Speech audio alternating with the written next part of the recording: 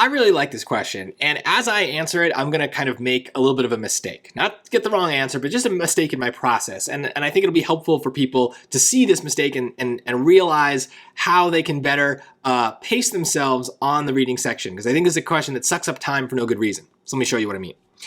Behavioral ecologist Will Wiggins, Sarah Bounds, and Sean Wilder recently examined the behavior of field-collected and laboratory-reared bull-jumping spiders.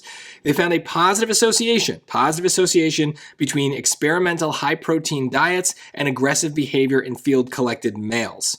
Okay, so positive association means that as one thing increases, the other increases. So more protein equals more aggression, right? That's what they're saying. And notice I'm writing this down because it feels like it's going to matter, okay? And then we're here. And a similar association between experimental, so this is the, experimental, high lipid diets, and this is the field collected males. So this is the field. And then if we go to the lab, they did a similar association between high lipid diets, so high lipids, and aggressive behavior, so equals aggression.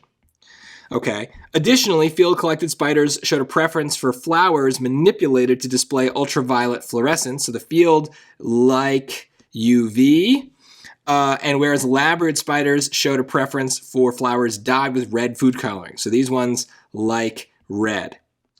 That was not fluorescent. So Wiggins, Bounds, and Wilder therefore concluded that. Okay, so there's a lot of stuff going on. So notice what I did. I sensed increases, decreases, positive associations, negative associations, correlations, and all these things. So I wrote them down because I'm like, okay, it's important. Let's go to the choices. They concluded that rearing conditions likely affect the responses of bull-jumping spiders to experimental stimuli. Now that sounds like some science garbage because it's just like a lot of science words. But what is it really saying? The conditions, the rearing conditions, meaning were they reared in the field or in the lab, so they did talk about that, check, affected the responses of bull-jumping spiders to experimental stimuli. Well, was there differences between where they were reared? Well, yeah, some of them liked the UV flowers, others liked the red flowers. So there's at least one thing that was affected. And what's an experimental stimulus? Literally anything. Literally anything. That's one of those phrases that could be anything. Are we doing something to the spider? Yes. Well, then that's a stimulus. So notice that choice does not talk about the lipids, the proteins, the aggressive behavior, the flowers. It leaves off all the stuff that I just spent all that time summarizing. But is there anything wrong with it? Other than the fact that it seems to omit a lot of information, there's nothing actually wrong with it, right? There's no problem. Let's continue. I wouldn't pick choice A here, but let's look at B. They concluded that being raised in a laboratory setting reduces aggression among male bull-jumping spiders. Well, no.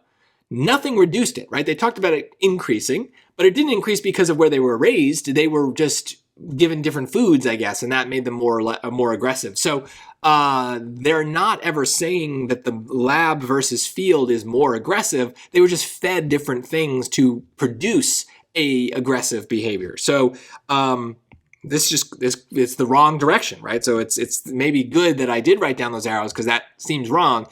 But even without it, I don't think they were ever really just talking about them in that way. They were not comparing and contrasting the two places the spiders were reared.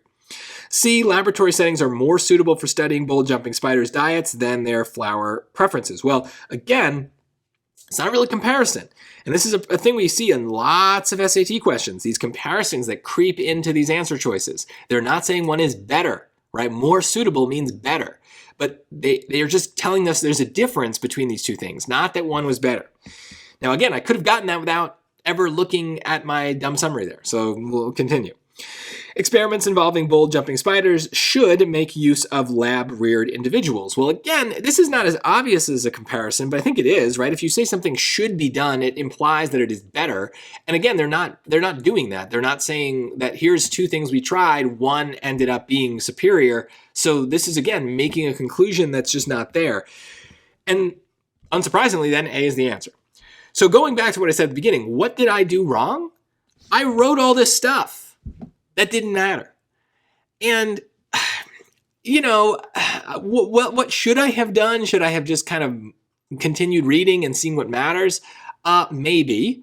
I don't really have a good answer to this, but I do think it's interesting that my gut reaction here was to start drawn arrows and dumb summarizing. And I think I'm generally pretty good at not coming up with complicated summaries unless I absolutely have to. But here, this question caught me. The first time I did it, I was deep in these arrows, the ups and downs. And then it turned out they didn't really matter. But when I work with my students, this is a big problem that a lot of them have. And then they tell me that they can't finish the reading modules, especially the hard module. And the reason is they're spending so much time on these elaborate summaries that don't end up mattering. So if you're running out of time on the reading section, try to summarize less. Dumb your summaries down. But also when you get to passages like this one that seem like they have a lot going on, maybe just kind of internalize the most basic thing. It's like, okay, the spiders are getting experimented on. Then go to the choices, and you might find that that very dumb version of the passage was all that mattered, and you never would have needed a summary anyway. But if you do, if you get down to a couple answer choices and you feel like you need more, the passage isn't going anywhere. You can always go back. You can always reread it quickly and do those arrows. They would still take you just as much time, but at least then the time would be worth spending. Whereas when I did it, I took forever to go through this passage for no benefit. So that's the lesson I want you to learn from this is I think more often than not, the problem students have on these reading passages is you spend too much time summarizing and not enough time just answering the question. So try to strip away stuff. You're not talking to your English teacher. You're not writing an essay. You don't need to provide lots of details. Just try to get the most basic point as you're reading and then see what the question calls for. And if it calls for a smarter summary, more work, then go and do that work. But don't do it unless you absolutely have to.